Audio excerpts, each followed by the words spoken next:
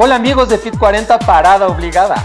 Soy Mikel Bilbao y te invitamos a vivir nuestra sexualidad con Código Mikel Bilbao.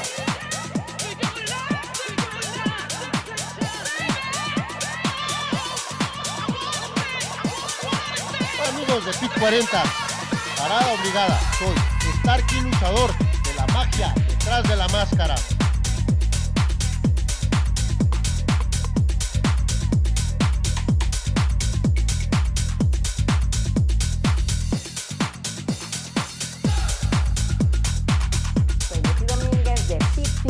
Y los invito a que nos acompañen en esta nueva temporada a través de Innovando Medios TV y Frecuencia Alterna desde Phoenix, Arizona.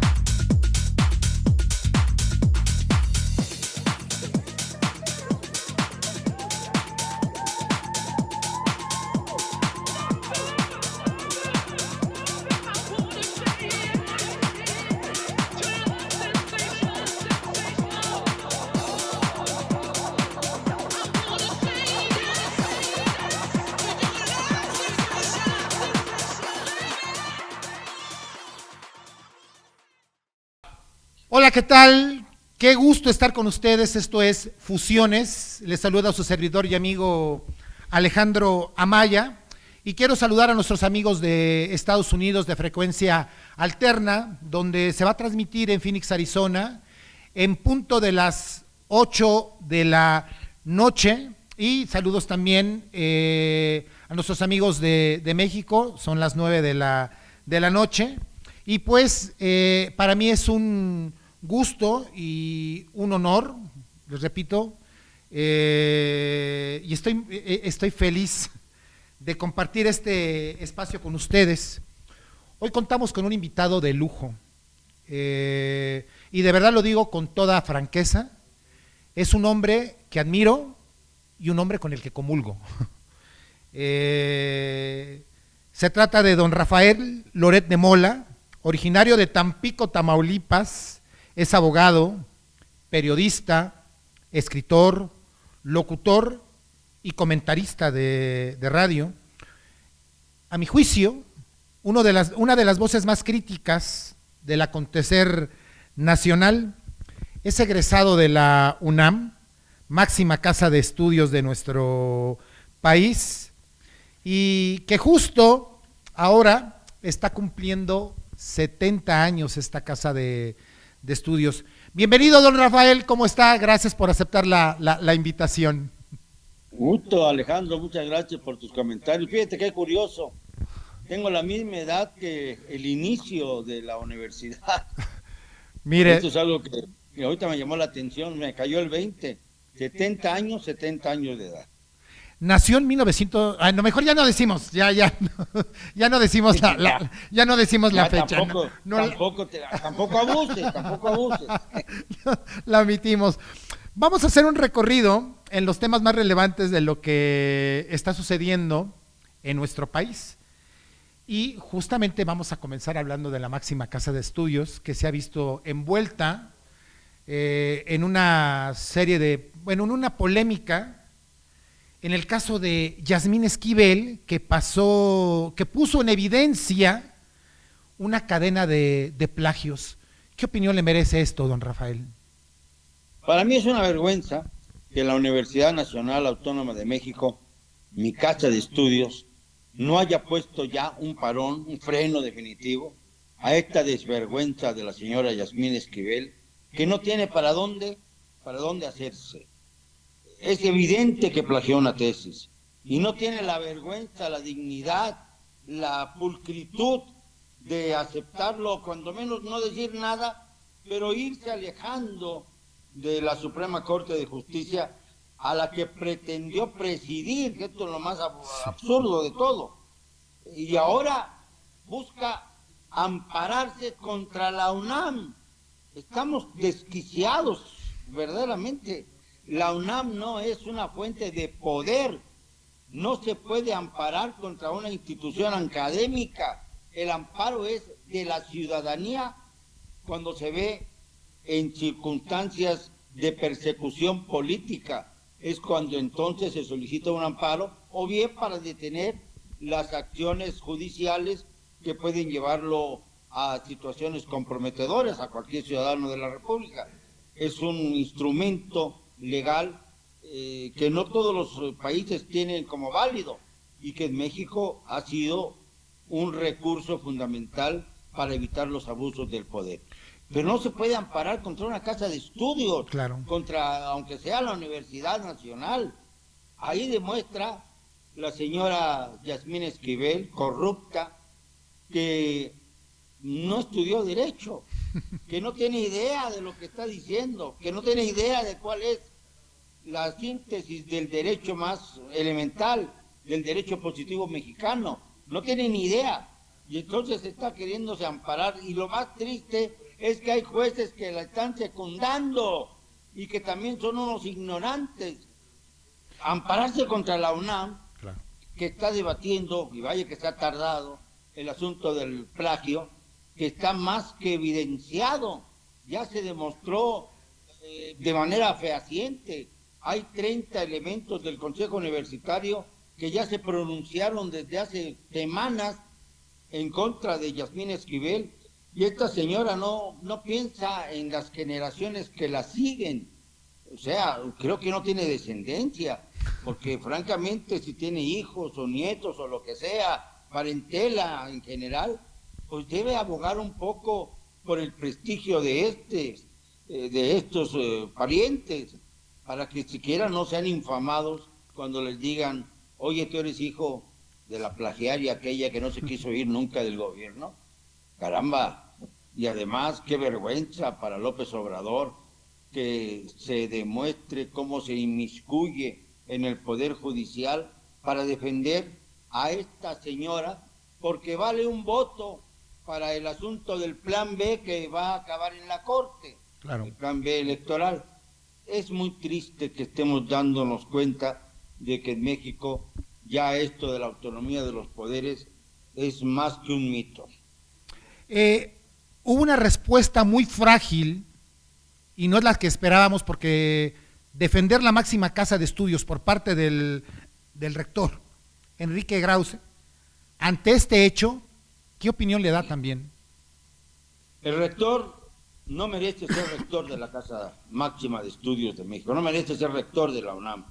A mí, como egresado de la universidad, de la Facultad de Derecho, me da pena, vergüenza que haya un rector que se pliegue tan cobardemente ante el ataque frontal de los poderes de la Unión, en este caso del Poder Ejecutivo y del Poder Judicial.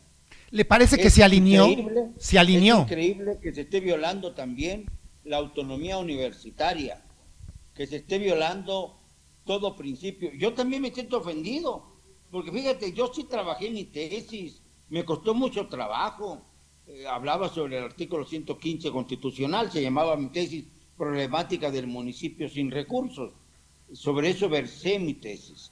Y caramba, ver que hay ministras de la Corte que plagiaron una tesis me indigna terriblemente, porque eso quiere decir que vale igual o más un plagio que te hace ministra de la Corte a una tesis que sí vale la pena porque se investigó y además se defendió ante pues el número de abogados de los sinodales que nos hicieron el terrible favor, digo terrible porque fue bastante duro, de examinarnos profesionalmente, de nuestro examen profesional.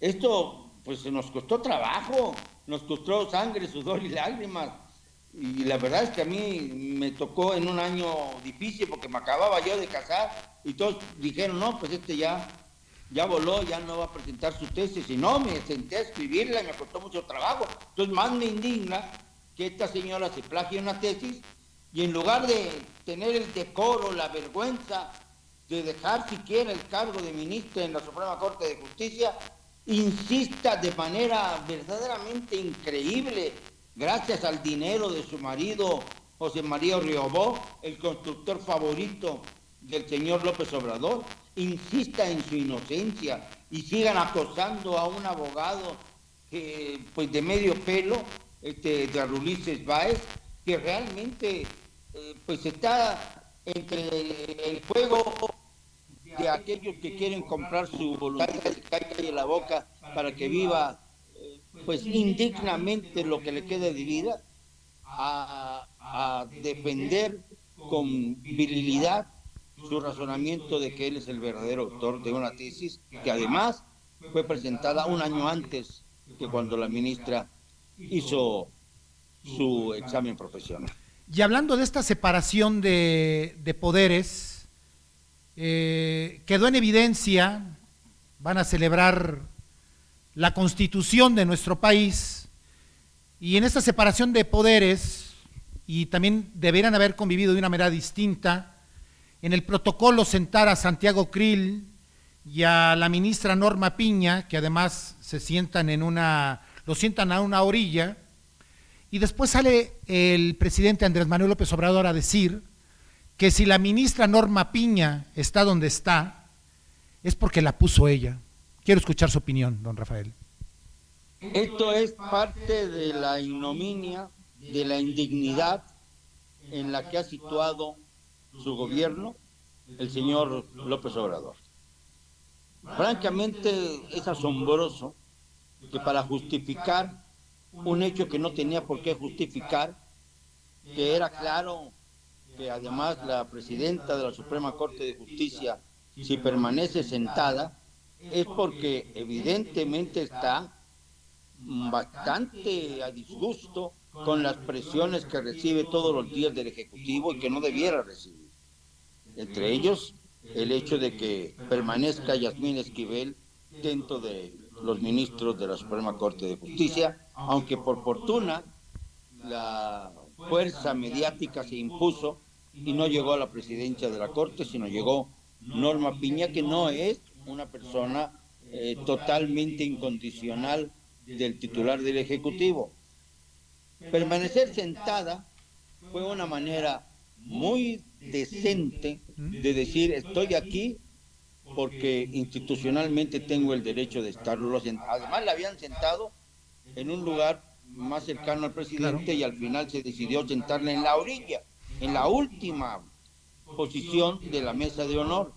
Entonces la afrenta no comenzó con ella, la afrenta comenzó con el hecho de situar a la presidenta de la Corte, que debía estar junto al presidente, no el secretario de Gobernación, que es un súbdito del señor López Obrador, sino a la presidenta de la Corte y del otro lado al presidente del Congreso. Son los que tienen que estar del lado derecho y del lado izquierdo, no el secretario de la Defensa. Así no es el protocolo.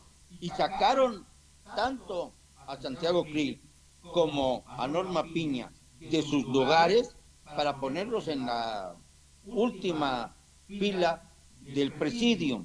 Entonces la afrenta no comenzó con ella, la afrenta comenzó antes y ella simple y sencillamente permaneció sentada, claro, como una protesta razonable y además absolutamente clara y justa, para que no hubiera duda de que estaba en contra del trato presidencial a los representantes de los otros poderes de la Unión, que no son ni el Ejército, ni la Marina, ni el secretario de Gobernación. El secretario de Gobernación es un empleado del presidente.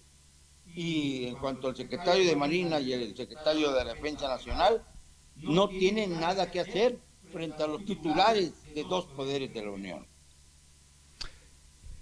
El presidente, ya que estamos en los temas, ya entramos en asuntos presidenciales y dejamos la Suprema Corte de Justicia, primero se quejaba de que el caso en Estados Unidos de García Luna, de Genaro García Luna, no lo estaban siguiendo los mexicanos, y justo el día que está pidiendo eso, es mencionado en el caso, donde se menciona que cuando era jefe de gobierno, bueno, ya viene una serie de, un abogado. De interrogaciones, digamos. Un abogado, dicen, recibe dinero. Y finalmente el abogado de García Luna lo interroga, cosa que causa el enojo, la indignación del presidente, que ahora amenaza con demandar a este abogado. Este abogado que ya Por lo... daño moral, eso es una cosa interesantísima. Sí, sí. Entonces, pues ya tenemos a este abogado demandado. ¿Qué opinión le da? Pero digo, mira, Que lo quiere demandar. yo recuerdo que cuando Jack Anderson, al que yo llamo Jack el Destripador, puso en evidencia los millones que se había llevado Miguel de la Madrid a los Estados Unidos, a Suiza, y le dijeron, bueno, pues responda a las interrogantes, demande usted a Anderson y a su socio. Y el presidente Miguel de la Madrid contestó, no, yo no puedo hacerlo, no puedo demandarlo, porque no me puedo someter a otra soberanía. Esto fue lo que respondió, para evadir cualquier tipo de juicio respecto a lo declarado por Anderson y los millones de dólares que se había llevado de la Madrid a los bancos suizos, que antes eran como un cerrojo para todas las inmoralidades. En este caso, el señor López Obrador ha hecho todo lo contrario de lo que puede asumir un presidente.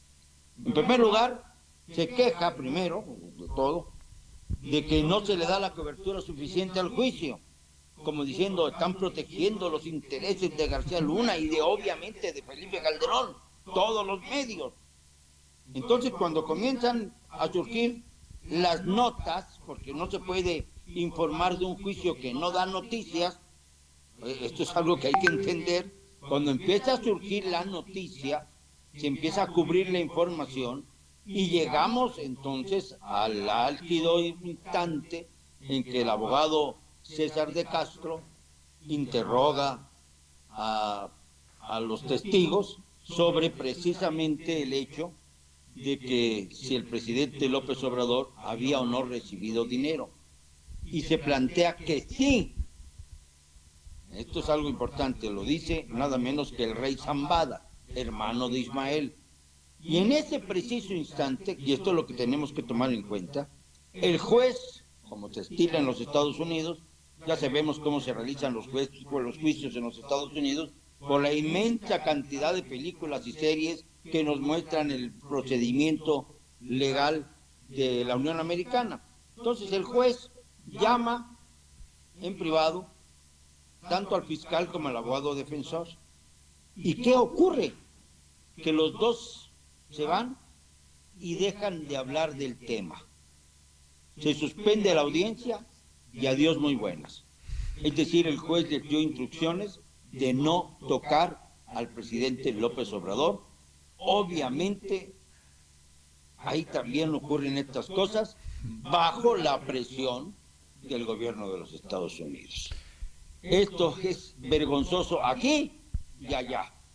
Es claro que AMLO dejó abierta la puerta para que le llegaran de frente y se aprovechó esa situación.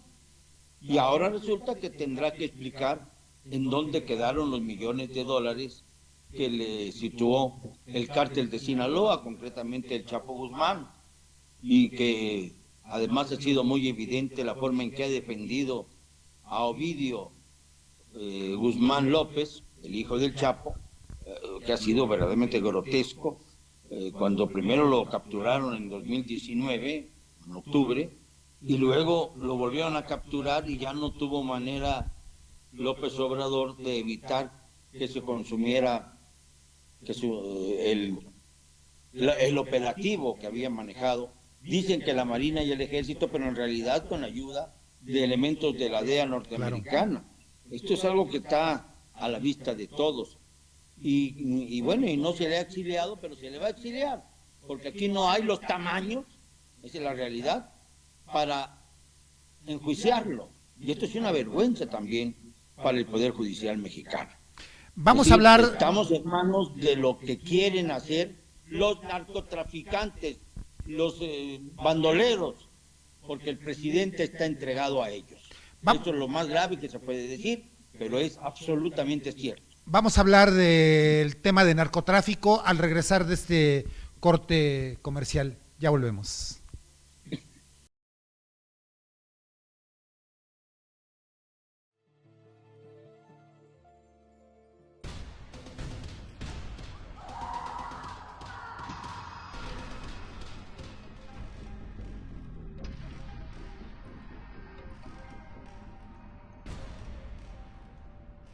¿Van a venir o tienen miedo?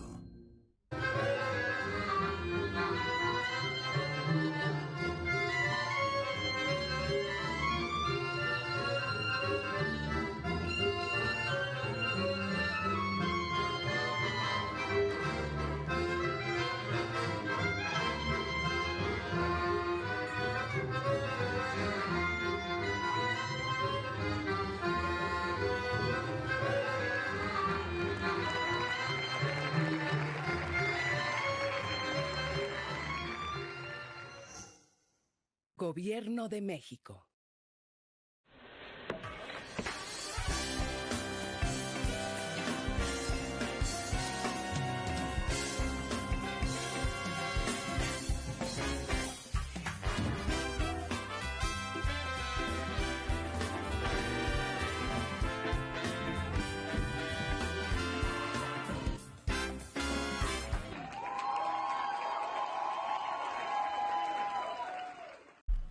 La espera ha terminado. El mejor tributo a Pink Floyd de toda Latinoamérica, In the Flesh, regresa a la CDMX celebrando el 50 aniversario de The Dark Side of the Moon, interpretando también temas de Wish You Were Here, The Wall y The Division Bell, entre muchos otros clásicos. Este 25 de marzo a las 20 horas en el Teatro Metropolitan. Boletos a la venta a través de Ticketmaster o directamente en taquilla. No te lo pierdas. Vive la música, Shock Producciones invita.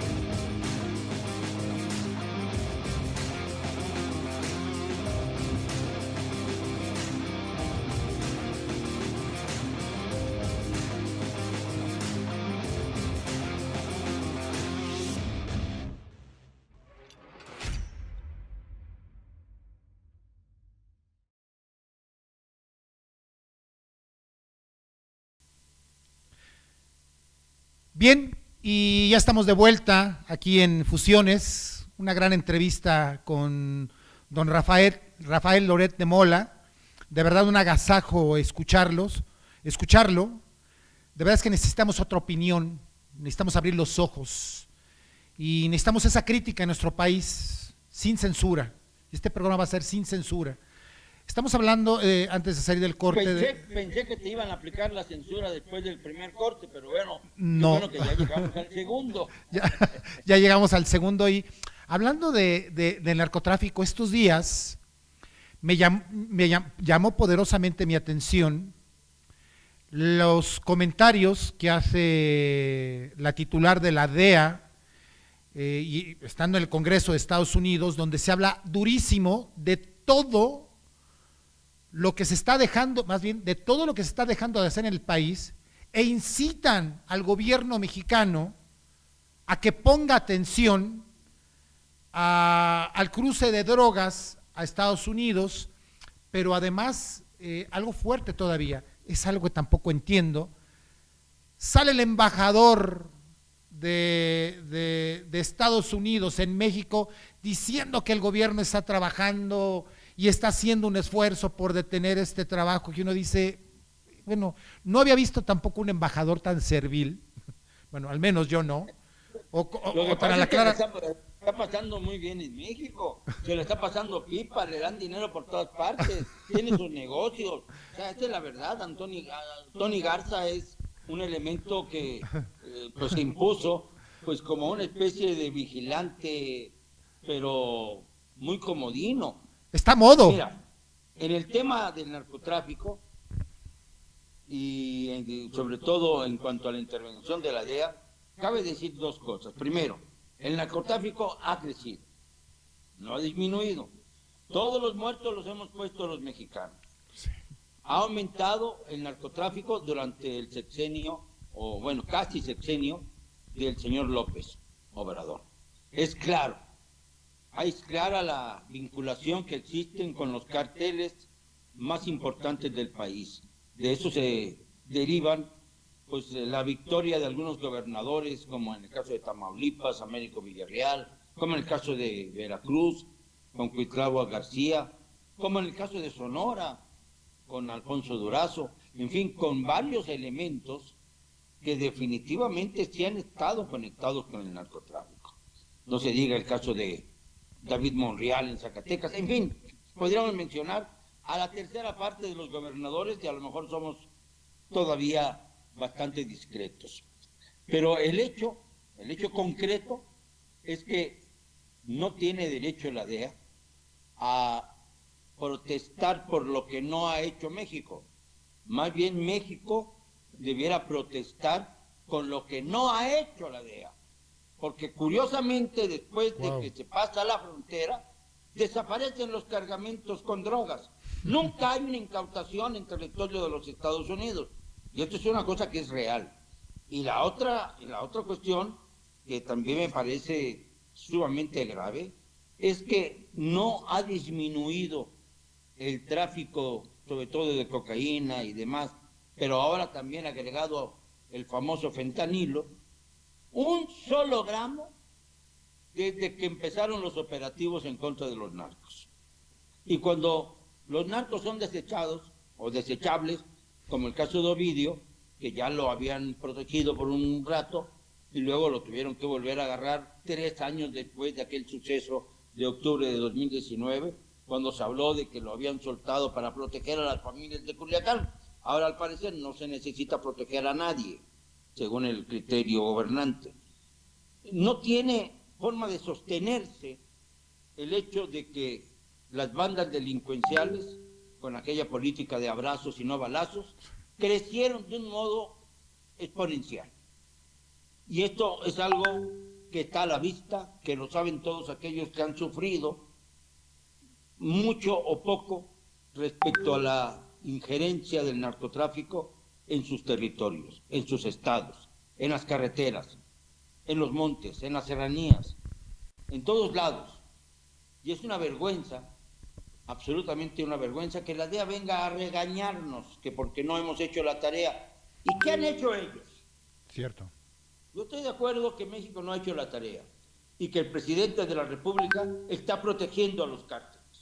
Pero también me molesta como mexicano que del exterior vengan a regañarnos cuando la DEA no ha sido capaz de hacer una sola incautación.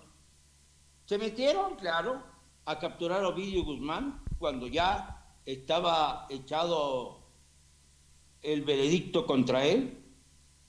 O sea, de una manera u otra tiene que caer Ovidio. Y cayó. Pero, ¿qué más? ¿Dónde está la droga confiscada por los Estados Unidos después de que cruza la frontera? Cuando se sabe perfectamente que la propia CIA es la que abre las aduanas por donde entran el contrabando o la exportación de drogas de México, les dicen a tal hora, en tal aduana, en tal circunstancia, llegan y pasan los containers, los trailers, sin el más pequeño problema. Y entonces ahí es donde comienza la historia, y esos trailers que nadie los ve, en el país más poderoso de la tierra, en donde se supone que existe altísima tecnología, pueden distribuir drogas en las 200 ciudades más importantes de los Estados Unidos sin que sean detectados. ¿Cómo pueden contestar esta pregunta? Los de la DEA y los de la Casa Blanca, que contesten. Porque estamos, desgraciadamente, en este sentido, a la par de corrupción. Por un lado, el gobierno de México y por otro lado, el gobierno de los Estados Unidos. Qué buena reflexión nos acaba de regalar. Fíjese que no había visto, don Rafael, esa arista. Había visto la arista de los muertos los ponemos en México, pero ¿por qué no hacen estas incautaciones en Estados Unidos? Y también le está haciendo falta. Bueno, esto se da porque también allá lo permiten muchísimo. Buena reflexión y buen punto lo que nos acaba de mencionar. Vamos a dar un salto ahora. Estaba viendo un meme hoy, me dio mucha risa, revisando el teléfono, veo un meme que dice: hay más aviones en el fondo del mar que en el aeropuerto Felipe Ángeles, ¿no? Y ponen... No lo dudo, desde la época del Señor de los Cielos, que por cierto, pues yo tengo muchas dudas acerca de si está vivo o está muerto, porque hay quienes lo dan por muerto para no perseguirlo. Cuando me tocó a mí estar en Ciudad Juárez, escribiendo mi libro sobre esa ciudad y sobre toda la problemática que había, pues hablamos obviamente de Amado Carrillo Fuentes. Y me fui a entrevistar al delegado de la Procuraduría General de la República, así se llamaba entonces, en Ciudad Juárez. Y la respuesta que me dio: mire, no tenga caso que hablemos sobre Amado, porque el expediente está cerrado. Oiga, pero tengo noticias de que se le ha visto en Sudamérica, de que ha pasado por China, y que esto ocurre después del día que dicen que murió, en 1997. Entonces, algo está raro. El señor está vivo. Y me dice: mire, para nosotros está muerto y ahí la dejamos. O sea, el método perfecto para evitar que la justicia te persiga es hacerte el muerto. Sí, y también recuerdo cuando pasan las imágenes de él, que uno dice, está irreconocible, que hay muchas dudas sin despejar al respecto. Ahora vamos a entrar al tema también, vuelvo a lo mismo, del aeropuerto Felipe Ángeles, la desviación también de la carga comercial hacia otros aeropuertos como el de Toluca, Querétaro, pero desahogando el de la ciudad el Benito Juárez en la Ciudad de México, y también el caso del cabotaje, ¿no? Que o bajan las aerolíneas los precios o los castigo con el cabotaje. Creo que no se han puesto a pensar estas cuestiones de logística. Quiero escuchar su reflexión al respecto. Bueno, López Obrador ya medio respondió al asunto, cuando dijo el día de ayer que Alfonso Romo, que era su consejero de cabecera y que ahora es su cómplice abiertamente, que Javier Jiménez Espriu y que don Carlos Ursúa, que era un destacado economista que fue maltratado por la Cuarta Transformación, habían manifestado su contrariedad porque se hiciera el aeropuerto Felipe Ángeles, que estaban a favor de que se terminaran las obras en el aeropuerto de Texcoco. Entonces ya supimos por qué se fueron del gabinete, porque entonces la única voz que existe, la única que es válida, es la consigna que da López Obrador. Él mismo lo ha confesado, él mismo se puso la soga al cuello. Pero el tema de la aviación es especialmente escabroso. Están cerrando operaciones varias aerolíneas, ahora le tocó a Aeromar, se quedan en tierra los trabajadores, se van a la huelga, estamos en huelga en el caso de Aeromar, nadie interviene por ellos, no existe ya respeto al sindicalismo en México, o sea, se han perdido todas las banderas sociales que dijo que iba a defender y a hacer crecer el presidente para hacer un gobierno para los pobres, pues ha derrochado ha destituido, ha bajado del asta todas las banderas sociales. Y esto también hay que verlo desde el punto de vista social, porque es grave que los pobres sigan siendo engañados por un discurso manoseado y estéril.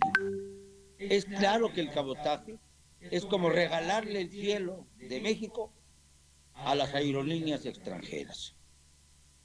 Quiebran las mexicanas y se les da autorización a las aerolíneas extranjeras para que hagan vuelos internos en la República.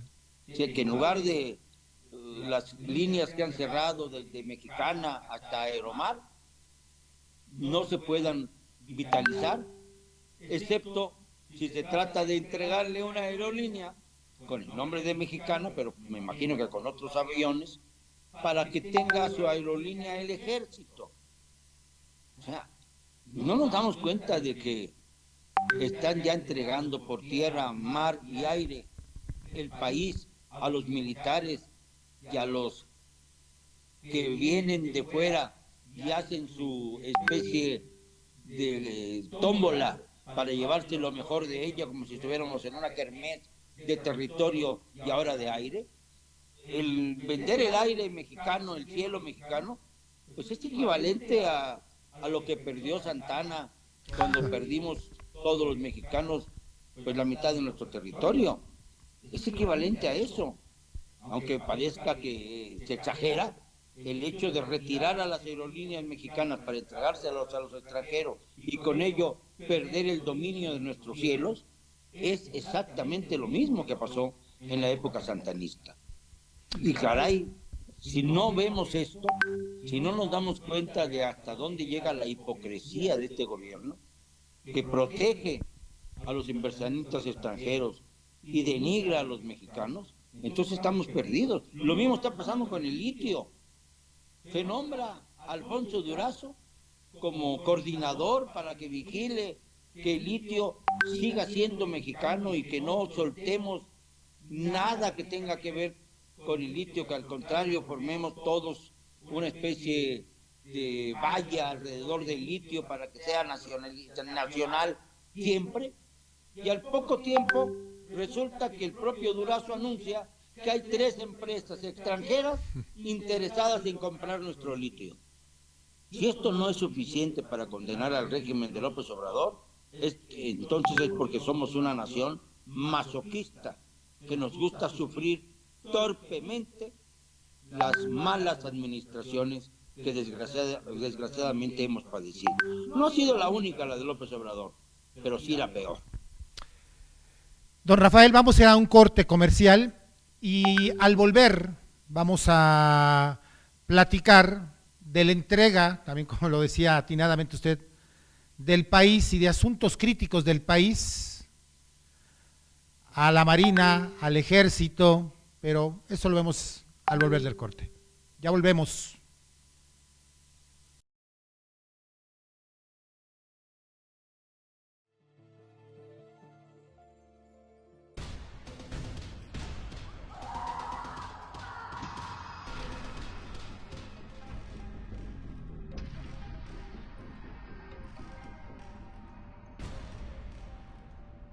¿Van a venir o tienen miedo?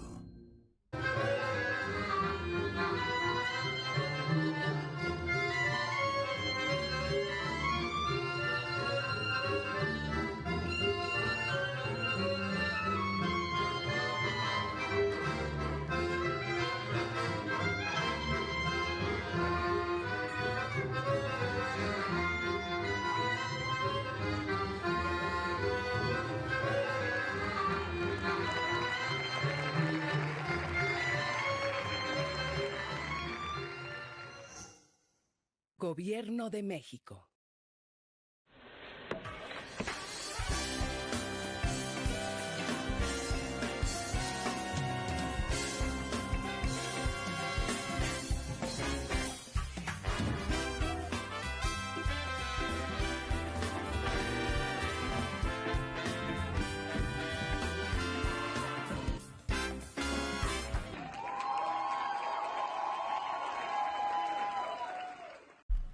La espera ha terminado. El mejor tributo a Pink Floyd de toda Latinoamérica, In the Flesh, regresa a la CDMX celebrando el 50 aniversario de The Dark Side of the Moon, interpretando también temas de Wish You Were Here, The Wall y The Division Bell, entre muchos otros clásicos. Este 25 de marzo a las 20 horas en el Teatro Metropolitan.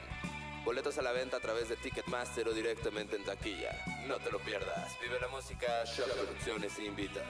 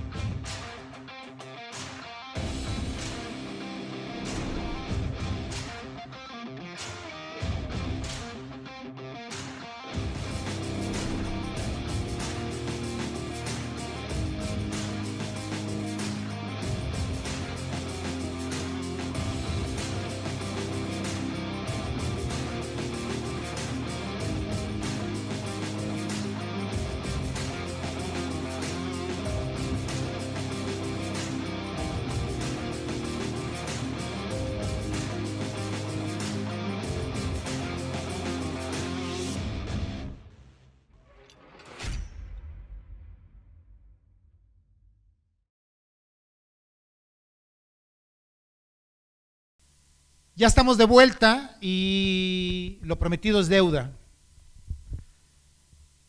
El espacio aéreo, la administración de los aeropuertos, las aduanas, la inteligencia de este país en manos de militares. ¿Cuál es su reflexión, don Rafael? El Tren Maya, no se te olvide el Tren Maya. El Tren Maya, ¿qué opinión le da? Porque estamos en manos de los militares, que los militares están chantajeando permanentemente al presidente para tener más y más y más. Acuérdate que los millonarios, los grandes ricos, nunca aceptan llegar a un límite. Ya tengo lo suficiente para vivir, yo y mis 5 generaciones herederos míos. Ah, no, pero no tienen llenadera. Siguen captando dinero y dinero y dinero. Ahora les ha dado a los miembros del ejército una fuerza irracional. Yo no sé si lo que se está preparando es una especie de golpe de Estado para el 24, porque ya empecé yo a dudarlo, ¿eh? No hay realmente nada que lo impida. El presidente está rodeado de militares y de marinos, y resulta que los marinos hacen operativos en la Ciudad de México que no tiene costas, o de repente ves a los marinos en algunas poblaciones alejadísimos de las costas mexicanas, pero en donde la Marina tiene prioridad, porque también intervienen los marines norteamericanos en colaboración con ellos. Esa es una cosa que es terrible, porque es la demostración de la pérdida paulatina de nuestra soberanía. Sí. Y se está dando en nuestro país. El hecho de que se hayan entregado las aduanas, por ejemplo, a la Marina, quitándoselas a los que pues eran designados entonces, hace años, por la Secretaría de Hacienda y Crédito Público como aduaneros, ya se borró eso y ahora es la Marina la que tiene la responsabilidad. Es demostración de que se ha militarizado al país. No pueden negarlo. ¿Qué tiene que hacer el ejército? Construyendo el Tren Maya, haciendo los soldados de albañiles. Y lo peor, comprando a precios altísimos piedras Sí, a es Cuba. Sí, sí, sí, sí. Sí. Compramos piedras a Sí. Cuba desde antes de que llegara Miguel Díaz-Canel a nuestro territorio en Campeche hace unos días. Bueno, ya había un contrato ahí para comprarle piedras a Cuba para los terraplenes del Tren Maya. Esto es verdaderamente indignante, porque además nadie habla de que el Tren Maya, y esto es importante recalcarlo, ha dado lugar al escandaloso robo, el mayor de la historia de este país, en cuanto al contrabando de maderas finas. ¿Sabes cuánto se han llevado en maderas finas por la vía de Guatemala en los últimos días, en las últimas semanas, en los últimos meses? El equivalente a 8 billones de pesos mexicanos. 8 billones, de los que nadie da cuenta. Eso sí, qué curioso que en Campeche esté Laida Sansores, una de las más corruptas genéticamente hablando, porque su padre también fue un corrupto, y por el otro lado tenemos a su Romeo, porque se llama Romeo Ruiz Anaya, que es nada menos que el embajador de México en Guatemala y pareja desde hace muchos años de Laida. Siempre para las menos agraciadas hay también un botoncito, y ese botoncito le salió Romeo. Nada más que es difícil pensar en Laida Sansores como Julieta. Es absolutamente inútil ese ejercicio. Pero ahí está la clave, el puente entre Campeche y Guatemala, y ahora entre Quintana Roo y Guatemala, Belice, para llevarse maderas finas. Cada árbol de maderas finas que se tala equivale a $5,000. Cada árbol vale $5,000. Fíjate tú de lo que estamos hablando. Y se han tirado millones de árboles. Y esto no pasa de ser una especie como de anecdotario. Es el robo más grande de la Cuarta Transformación. Y verás con el tiempo que este asunto va a estallar de tal manera que sea Andrés Manuel y sus secuaces los primeros miembros de la cúpula del poder, sobre todo a nivel de expresidentes, en entrar a la cárcel. Lo auguro. Don Rafael, qué radical. Ya que Puede ser de otra manera, pues, tienes información. Si no tienes información, pues dices, oh, no, lo que pasa es que la madera fina, a lo mejor nos van a pagar algún día algo por ella. No, la han contrabandeado descaradamente. ¿Has escuchado alguna noticia acerca? Se habla de la tala, pero no se habla del destino de esa tala. Y estamos hablando de maderas finas, que te repito, cada árbol vale $5,000, cada árbol. Esto es una cosa inaudita. Negocio que está obviamente organizado por los cómplices de Andrés Manuel, por Alfonso Romo.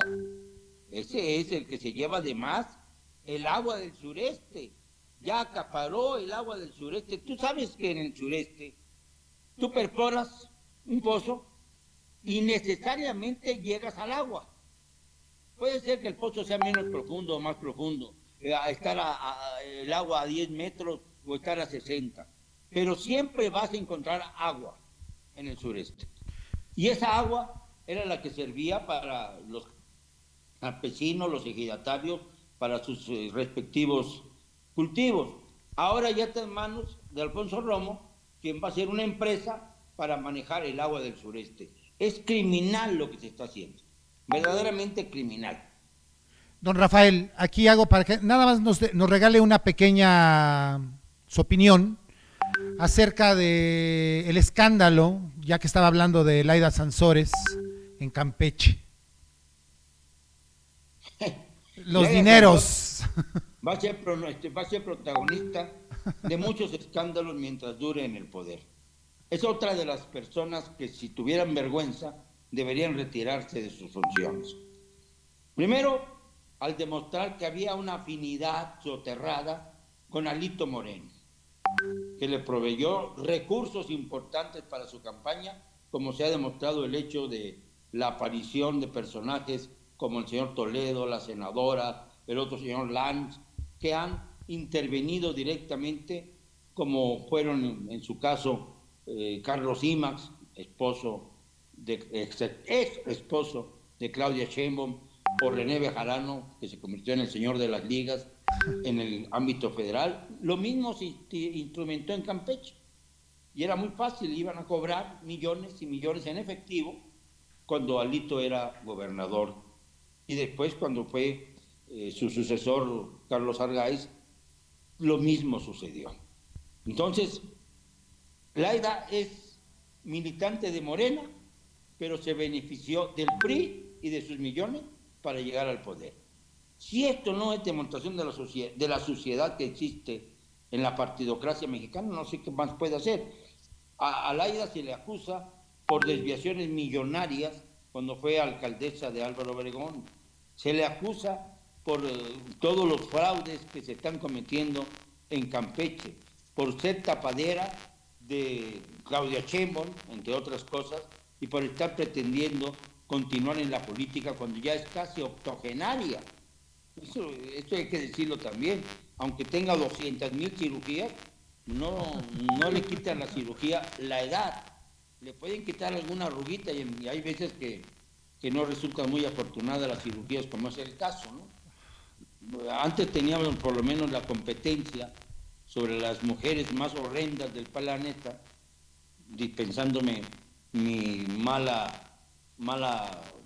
fortuna al comentar esto, porque inmediatamente me van a decir que soy misógino, pero no es así. Me encanta las mujeres.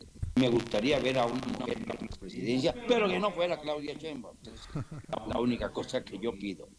Pues en aquel entonces pues decían que había mujeres que se aprovechaban mucho de las faldas y que hacían negocios a la sombra del poder. Y esto se ha visto claramente en el caso de la gobernadora de Campeche, de la gobernadora de Guerrero, la hija de Papi, y de otras más que están perdidas, pero que van a salir a flote todas sus triquiñuelas, todos sus engaños. Es muy triste verdaderamente esto. Ha avanzado la mujer en cuanto a posiciones políticas, pero desgraciadamente no todas las mujeres que han llegado a las gobernaturas, hay excepciones, claro, pero no todas las mujeres que han llegado a las gobernaturas pueden ser o son de fiar. Ya vamos a hablar de esto. Sobre los propios gobernadores. Estamos hablando con don Rafael Loret de Mola y vamos a ir a un corte comercial. Vamos al último bloque ya para cerrar el programa. No se vayan.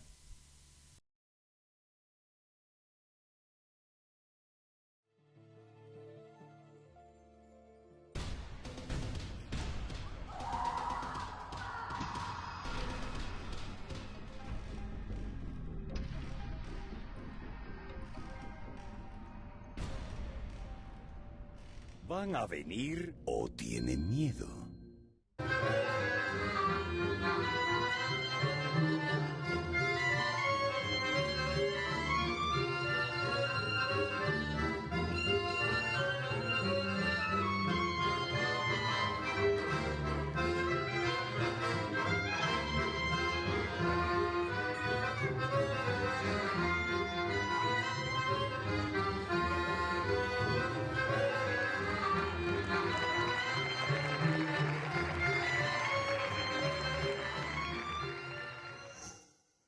Gobierno de México.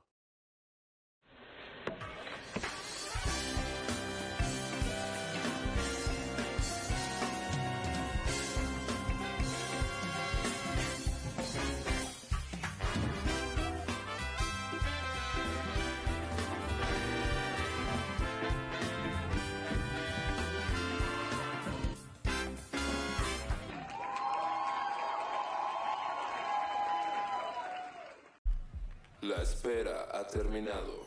El mejor tributo a Pink Floyd de toda Latinoamérica, In the Flesh, regresa a la CDMX celebrando el 50 aniversario de The Dark Side of the Moon, interpretando también temas de Wish You Were Here, The Wall y The Division Bell, entre muchos otros clásicos. Este 25 de marzo a las 20 horas en el Teatro Metropolitan. Boletos a la venta a través de Ticketmaster o directamente en taquilla. No te lo pierdas. Vive la música, Shock Producciones invita.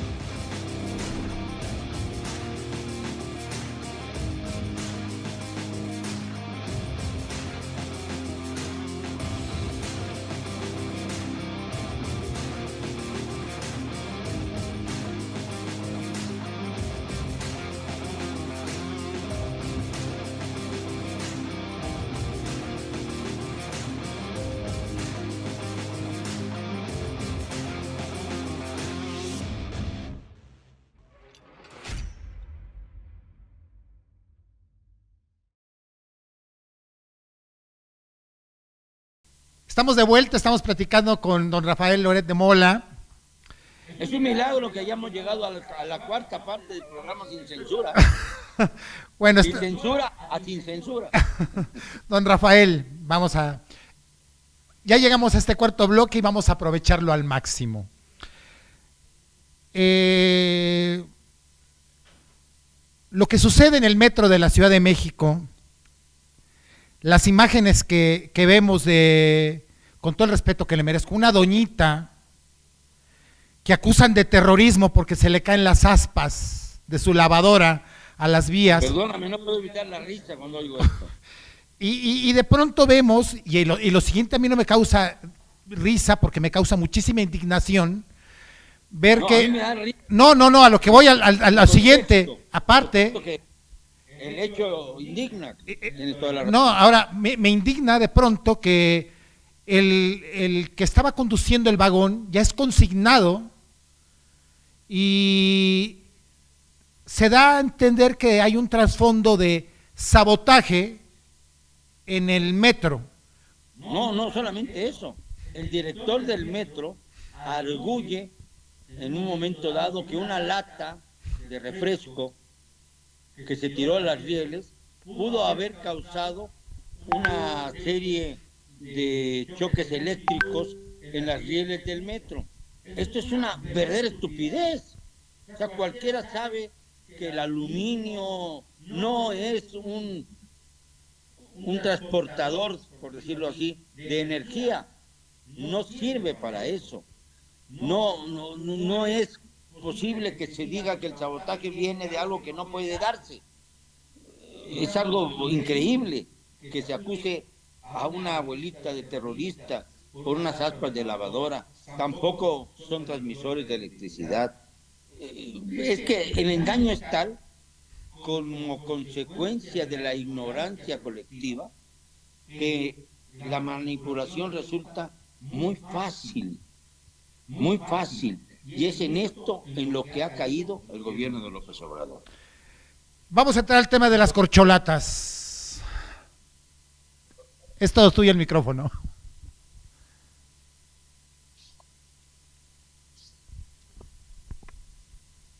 ¿Sí nos está escuchando? Sí, adelante. Sí, escucha bien. Dime. Entramos al tema de las corcholatas. ¿Qué opinión le merecen? Pues que son eso, corcholatas.